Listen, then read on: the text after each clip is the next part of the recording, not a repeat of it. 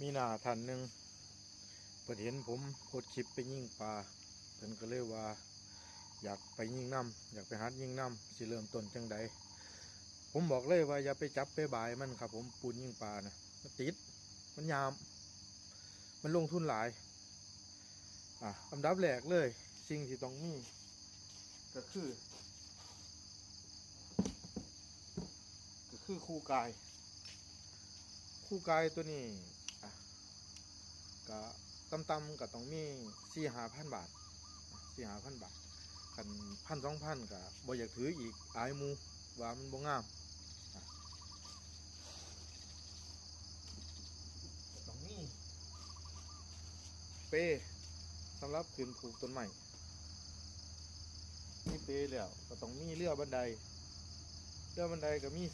4-5,000จังสีพร้อมใช้งานสิอุปกรณ์ก็สิมีลูกดอกมียางก็ต้องแปซิฟิกบ่สั่งก็สมใจขาดบ่ได้เลยก็คือแว่นก็ต้องเอกไดวิ่งถ้าสั่นบ่เห็นปลาครับผม